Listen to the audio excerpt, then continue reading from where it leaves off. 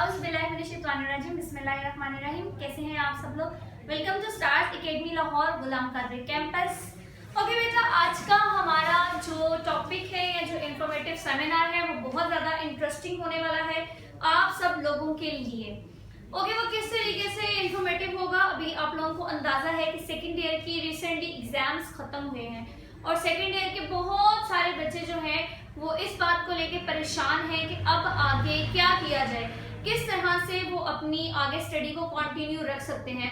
उसमें डिफरेंट बच्चों को डिफरेंट इश्यूज होते हैं। लाइक फॉर एग्जांपल कुछ बच्चे हैं जिनके मार्क्स बहुत ज़्यादा टॉपर्स होते हैं, जो बच्चे उनको तो इतना इशू नहीं होता, उन्होंने तो अपने गोल सेट किए होते हैं। एफएससी प्री मेडिकल किया है, हमने एमबीबीएस ही करना है, हमने प्री इंजीनियरिंग किया है, हमने इंजीनियरिंग करना है, हमारा एडमिशन हो जाएगा। But due to COVID situation थोड़ा सा इसमें ये भी सिनेरियो चेंज है कि बच्चे इतना अप डाउन रहे हैं कि उन्हें आइडिया ही नहीं है कि आगे किस तरीके से उन्होंने एडमिशन लेना है, उनके एग्रीगेट क्या बनेंगे और किस तरह से सारी चीज़ें जो है वो चेंज होंगी।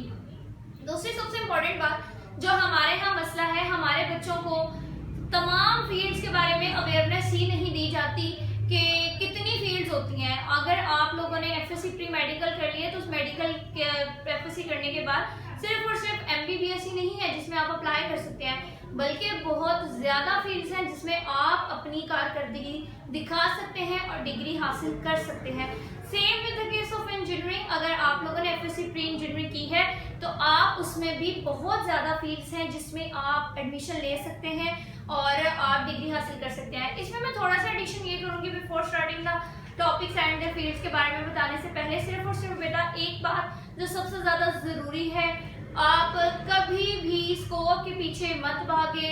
Don't go with the flow. वो जैसे कहते हैं ना कि जी स्कोप है, स्कोप है, स्कोप है। नो, स्कोप क्या है? लोग आजकल स्कोप को सिर्फ और सिर्फ पैसों के साथ तोलने लगे हैं। ये करेंगे तो इसमें ये है, इसमें बड़ी जॉब्स हैं, इसमें यूं है। आप अपने इंटरेस्ट, एरिया ऑफ इंटरेस्ट को सामने रखें। अगर आपका एरिया ऑफ इंटरेस्ट नहीं है तो चाहे उसकी मार्केट में बहुत ज़्यादा इस टाइम जॉब्स भी हों, आप उस वाली मार्केट में नहीं रह पाएंगे। आप जाने के बावजूद वहाँ एक्सेल नहीं कर सकेंगे अगर आपका अपना माइंड लेवल उस जॉब के साथ, उस कैरियर के साथ ना चल सका। तो आप लोगों ने ये बात बहुत क्लियर कर लेनी है, अपने आप को समझा लेनी है कि स्कोप उसी चीज का है जिस चीज में इंटरेस्ट है। बहुत सारे हमारे बच्चे ऐसे होते हैं जिन्हें बीडीएस का शौक होता है, उनका एमबीबीएस में भी आ जाए, तब भी मैं उनके पेरेंट्स को यही सजेस्ट करती हूँ कि नहीं, आप अपना एक जो इन्फ्लुएंस होता है या आप अपनी बात आप सबसे पहले बच्चे से पूछें कि वो क्या करना चाहता है। अगर उसका बहुत ज्यादा इंटरेस्ट है बीडीएस में तो आप उसको बीडीएस में जाने दें। तो बेटा हम स्टार्ट करते हैं। सबसे पहले प्री मेडिकल वाले स्टूडेंट्स के लिए मैंने उनके लिए कंप्लीट लिस्ट तैयार की है और थोड़ी सी वीडियो लंबी होगी, इंफॉर्मेटिव होगी, बट मैं आपको यही सजेस्ट करूंगी ध्यान से सुनना कि कौन कौन सी फील्ड है, आप उन फील्ड्स में कैसे कैसे अप्लाई कर सकते हैं। प्री मेडिकल स्टूडेंट के लिए MBBS no doubt top of the list, BDS, और इन दोनों में आपको सेल्फ फाइनेंस पे भी सीट्स मिलती हैं प्राइवेट मेडिकल कॉलेजेस में और गवर्नमेंट में भी मिलती हैं। इसकी डिटेल हम खैर किसी और वीडियो में शेयर करेंगे। इसके बाद डीवीएम आ जाता है, फॉर्म डी आ जाती है जो कि प्राइवेट सेक्टर्स वगैरह में करवाई जाती है और फॉर्म डी में फार्मास्यूटिकल जो आप इंडस्ट्री है उसमें कर सकते हैं, आगे एक्सेल कर सकते हैं या सेल्फ बिजनेस भी स्टार्ट कर सकते हैं। Bachelor of science from UHS, US जो है वो आपको ऑफर करती है बैचलर ऑफ साइंस और एक बहुत ही अच्छी डिग्री ही कंसीडर होती है। इसके अलावा बीएस ऑनर ऑप्टोमेट्री और ऑर्थोपेडिक्स और ये केई वगैरह में सारे शोबे बहुत ज़्यादा अहमियत के हामिल हैं। अगर आप विजिट करें तो आप उसका मेरिट भी as compare to definitely MBBS कम होता है और बहुत ही अच्छे लेवल के शोबे कंसीडर होते हैं। BS nursing only for female students, BS honours paediatric medicine और इसका गवर्नमेंट और प्राइवेट दोनों में ही स्कोप जो है वो अच्छा खासा है। डॉक्टर ऑफ फिजियोथेरेपिस्ट और अगेन प्राइवेट एंड मेडिकल दोनों ही करवाते हैं। BS honours biotechnology, BS honours bioinformatic and biotechnology, BS honour botany, BS microbiology, BS zoology. अच्छा, इनको मैं अलग अलग आपको नहीं बता रही, लाइक इनका प्राइवेट में भी स्कोप है, गवर्नमेंट में भी है, टीचिंग में भी है, एडमिनिस्ट्रेशन में भी है और रिसर्च जॉब भी आप कर सकते हैं। जितने बीएस सब प्रोग्राम्स में बता रही हूँ वो उन सब के लिए कॉमन है। इसके बाद हम आगे चलते हैं। BS honour food sciences, BS zoology, BS honours in nutrition, BS honour in medical nutrition, जो मेडिकल न्यूट्रिशन उनमें होता है जो कि प्रोफेशनली न्यूट्रिशंस बन सकती हैं और जो डाइट्स वगैरह भी डाइट प्लान्स भी देती हैं, तो ये उनके लिए होता है। और इसके बाद BS food sciences and human nutrition, BS pharmaceutical chemistry, BS pharmacology, BS honours medical imaging and technology जिसे MIR भी कहते हैं, वो इसी फील्ड से रेलिवेंट होता है और इसमें 100% श्योरिटी होती है आजकल के हिसाब से जॉब की। कुछ शोबे ऐसे हैं जो अभी उतने तरक्की में नहीं जा रहे, लेकिन इन नियर फ्यूचर उनके ज़्यादा स्कोप होने के चांसेस हैं। BS और अगेन अगर आपको उनमें इंटरेस्ट है तो BS emergency and intensive care sciences, अब ये बहुत कम लोगों को पता होगा कि इसमें भी BS करवाया जाता है, जो कि आप ICU में जो ड्यूटीज परफॉर्म करते हैं ये उनकी स्टडी होती है। BS medical laboratory technology, BS honour dental technology, BS honour dental hygienics, BS honour cardiac perfusion, BS honour operation theatre technology, BS respiratory therapy, BS honours orthopaedic medicine, BS honour imaging technology and radiology, BS medical imaging and ultrasonography, BS anesthesia technology, BS applied molecular biology and forensic sciences, BS clinical psychology, BS microbiology and molecular genetics। अब ये वो सारी fields हैं जिनका बहुत ज़्यादा समझने demand भी है और अगर आपका मेरिट नहीं बनता MBBS में तो आप इनमें से कोई भी अच्छी फील्ड चूज कर सकते हैं और तब भी आप अपने पैशन के साथ अटैच रह सकते हैं, तब भी आपकी जो जॉब होगी, आपका जो कैरियर होगा वो मेडिकल फील्ड के साथ वाबस्ता रहेगा। तो अगर आप मेडिकल फील्ड में ही सिलेक्शन चाहते हैं और अगर आपका मेरिट भी नहीं बन रहा तो आप इसमें से कोई भी फील्ड चूज कर सकते हैं। आगे बेटा एग्रीकल्चर लाइफ साइंसेज की तरफ थोड़ा सा जाते हैं, मैं थोड़ा सा फास्ट करूंगी ताकि आपको जो है वो समझ भी आ सके और बहुत ज़्यादा लेंथी वीडियो ना हो सके, तो आप ध्यान से सुने। अगर फिर भी कुछ समझ नहीं आएगी तो आप मुझे कॉमेंट सेक्शन में बता देना, नो प्रॉब्लम, मैं आपके इंशाल्लाह मसाइल को डिस्कस करूंगी।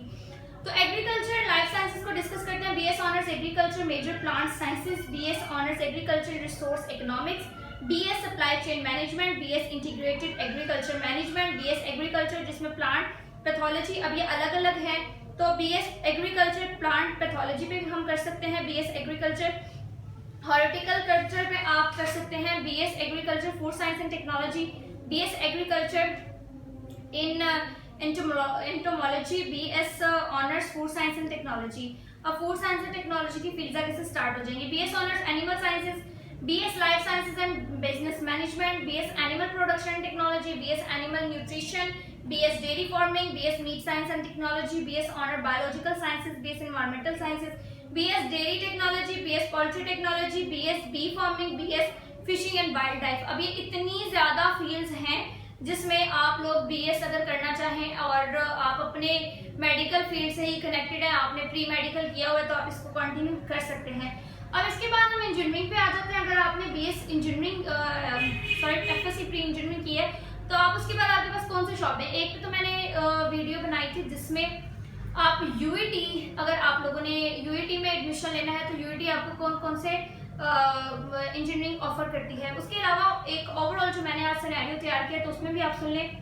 Civil engineering, electrical engineering, chemical engineering, environmental science and engineering, software engineering, building and architecture engineering, geological engineering, industrial engineering, mechatronics engineering, civil engineering, mechanical engineering, mining engineering, metallurgical and material engineering, petroleum and gas engineering, coal engineering, polymer engineering, transportation engineering, BE architecture, production and industrial design, BE textile design, BS in computer and data sciences, bachelor of interior design, bachelor of graphic designing, bachelor of textile and technology management, BS aviation management, BS aircraft management and engineer technology, BS energy engineering, BS mathematics, BS statistics, BS computer sciences, BS technical education. ये तमाम वो field हैं जो engineering से वाबस्ता है।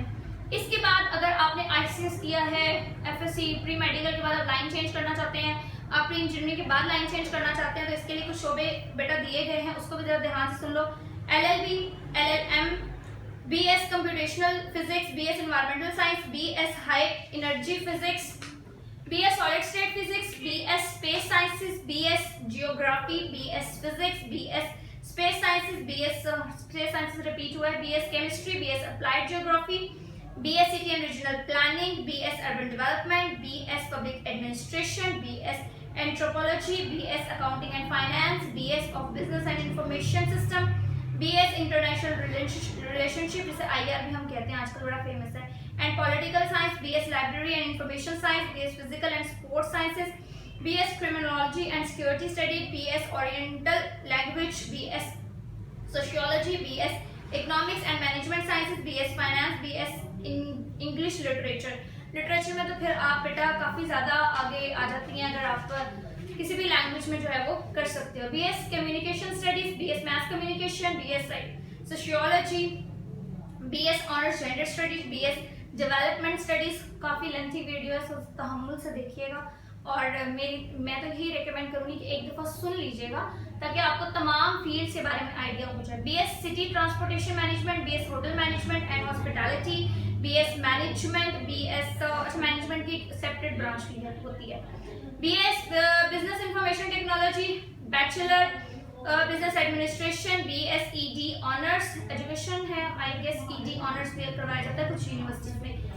उसके बाद BS environmental sciences, BS geography, BS physics से पहले भी रिपीट हो गया है, केमिस्ट्री भी रिपीट हो गया है, अप्लाइड ज्योग्राफी भी रिपीट हो गया है और इसमें अगर कोई रह गया है BS honours in special needs education, BS honours in early childhood education, BS honours in secondary education system, BS physical education. ये उन बच्चों के लिए है जो कि आर्ट्स पढ़ते आ रहे हैं थ्रू आउट और आर्ट्स को ही वो डिस्कस करना चाहते हैं।